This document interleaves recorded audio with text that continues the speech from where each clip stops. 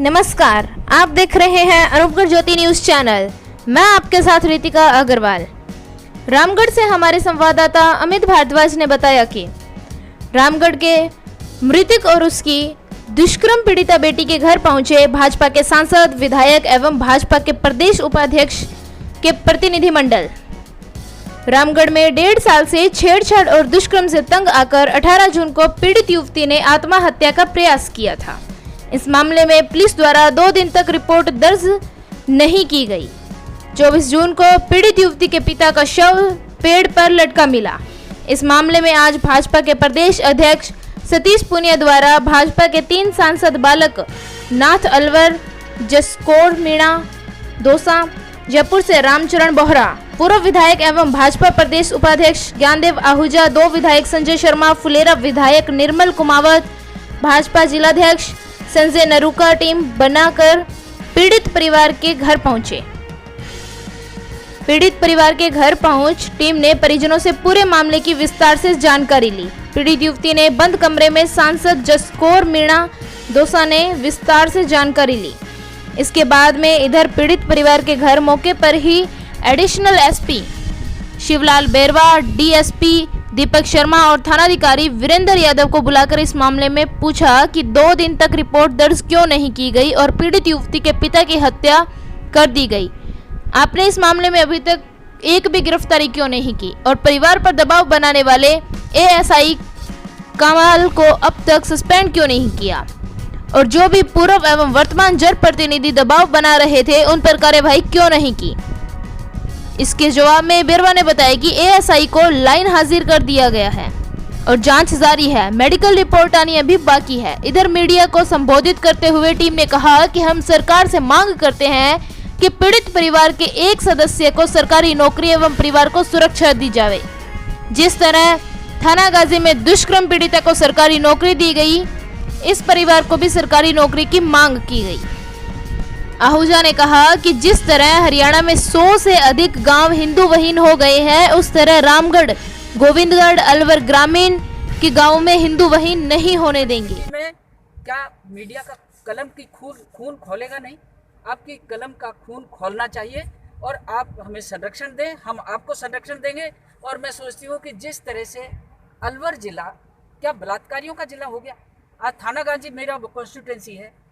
ये आज जो घटना आप यहाँ देखने जा रहे हैं, मैं बेटी से बात हुई, उस बेटी से बात होने के बाद मुझे ये लगता है कि वो 85% उस बेटी ने 10th में नंबर लिए थे। वो लड़की कितनी आगे जाती, लेकिन ये सब इस अन्याय के होम हो गई है।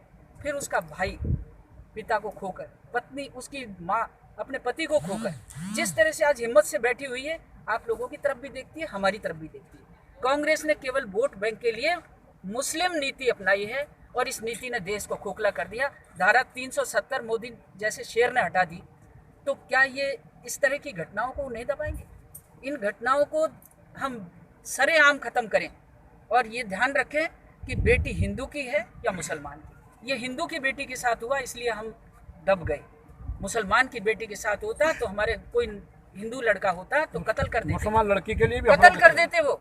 लेकिन मैं आपको ये कहना चाहती हूँ कि ये मेरी आत्मा का रोष है उस बेटी से बात करने के बाद, उसकी माँ की परिस्थितियों को देखने के बाद। आज हम खड़े हैं आपके सामने, हम पूरी तरह से सहयोग में हैं, लेकिन आपकी कलम हमारा सहयोग करनी चाहिए, उस परिवार का सहयोग करना चाहिए। और आज सुरक्षा बिठा रखी, 4 दिन बाद क्या होगा? हमें लंबे टाइम तक संघर्ष करना पड़ेगा, लंबे टाइम तक इस परिवार की रक्षा करनी पड़ेगी। अन्यथा इस परिवार को ख़त्म करने में उनको क्या लगेगा जब उस परिवार के मुखिया को ही ख़त्म कर दिया। भाई तो अभी बेचारा नौजवान है, वैसे ही वो घबराया हुआ है, अवयस्क है। दूसरी बात है कि जो ये मुसीबत यदि किसी परिवार पे होती है, इससे बड़ी कोई मुसीबत नहीं। और 2 दिन बाद शादी और कर रही है अपनी बेटी की, कल ही शादी है उसकी, अब कल ही शादी है। उसकी हिम्मत को देखिए। तो आप सब मदद करेंगे और इस अन्याय को निश्चित इन परिवार को न्याय दिला कर रहेंगे। हम साथ हैं। राजस्थान सरकार हर दृष्टि से नाकाम साबित हो रही है और ये अलवर जिला एक ऐसा जिला है जिसमें आए दिन लूटपाट, गौ हत्या, यहाँ से तस्करी और आए दिन बालिकाओं में उठा ले जाना, उनको गैंग रेप करना, पति के सामने गैंग रेप करना।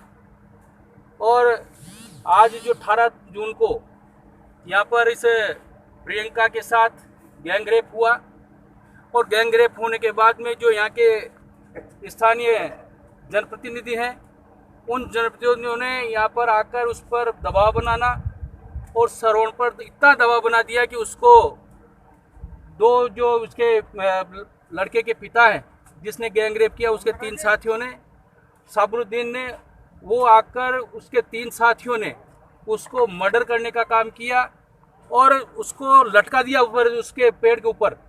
जबकि अगर कोई लटकता तो कोई उसके टेबल होती या कोई उसके किसी प्रकार के निशान होते, आंख बाहर निकल के आती, जीभ निकल के बाहर आती, ऐसा कुछ भी प्रतीत नहीं हुआ।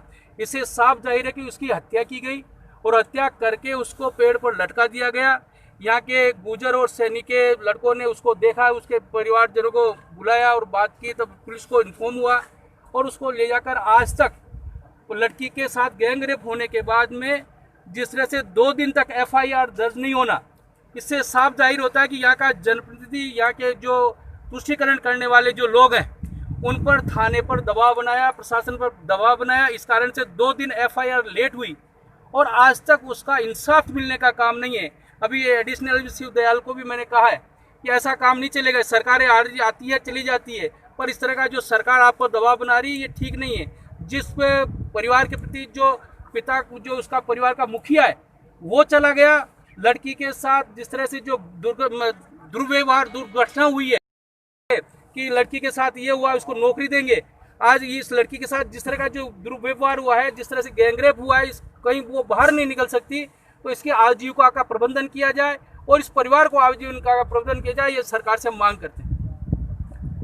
ऐसा है, हमारे माननीय श्री रामचरण जी बोहरा और उनके साथ में हमारे अलवर के सांसद श्रीदेव बाबा बालकनाथ जी और माननीय जसकौर जी मीणा दौसा सांसद और निर्मल जी कुमावत विधायक ये आए साथ में। मुझे भी आदेश हुआ प्रदेश कार्यालय से कि मैं साथ जाऊं। मैं इस मेवात का संजय शर्मा जी और जिलाध्यक्ष संजय नरुका जी और सुखवंत सिंह जी हमारे सारे लोग उपस्थित हैं। हमारे इस मेवात का मैं दाई माई नाई हूँ और यहाँ जड़ों से जानता हूँ कि कितने तरह OLX पे गाड़ियों का अपराध है, साइबर क्राइम है और गौ तस्करी गोकशी आम है, गाड़ियों का लूटना चोरी करना आम है। पर आज इस घटना को जिसको हमारे सम्मानीय बोहरा जी ने बोला है, उस पर एडिशनल साहब से CO साहब से बात हुई है और IG साहब को भी मेरा निवेदन और SP साहब को भी था कि ये जांच थाने से उठाकर किसी बड़े अधिकारी को दें। अब दीपक जी शर्मा CO साहब क्या करते हैं वो देखना है। मूल बात यह है कि उन लड़कों से ज़्यादा अपराधी उनको संरक्षण देने वाले हैं, वो चाहे हिंदू नेता है जनप्रतिनिधि पूर्व या वर्तमान और चाहे वो मुसलमान नेता है। मैं सीधी बात करता हूँ, जो उसमें है ना, जो जनप्रतिनिधि पूर्व या वर्तमान है, ऐसा ही है ना उसमें। हाँ वो बोल रहा हूँ।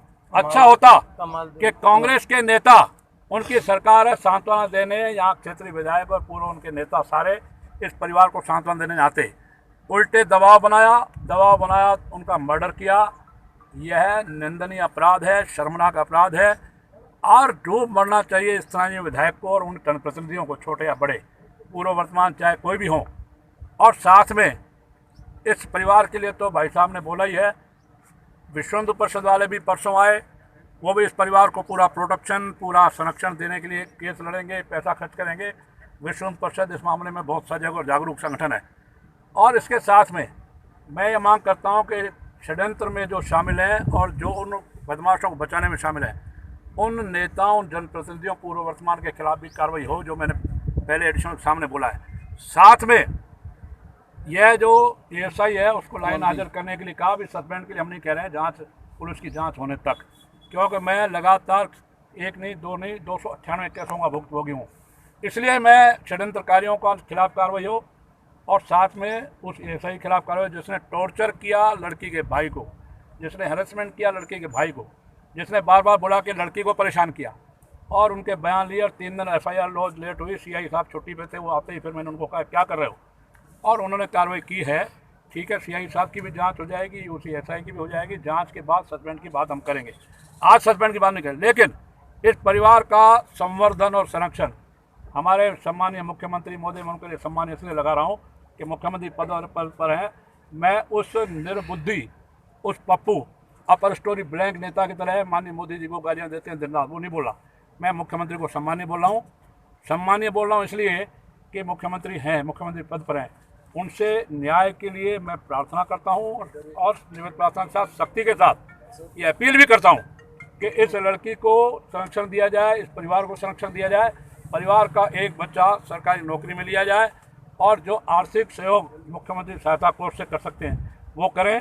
और इस मेवात में अंत में पत्रकार बंधुओं, यहाँ खड़े हुए कार्यकर्ता बंधुओं, इस मेवात में हरियाणा में तो 103 गांव हिंदू विहीन हो गए हैं और लेकिन इस मेवात जो राजस्थान का है, कामा, नगर, डीग, गुलपाड़ा, कैथवाड़ा, पहाड़ी, सीकरी, गोपालगढ़, भिवाड़ी, तिजारा, टपुगड़ा, किशनगढ़, खैरसर, रामगढ़, लक्ष्मणगढ़, कठुमर और साथ में अलवर का ग्रामीण और अलवर का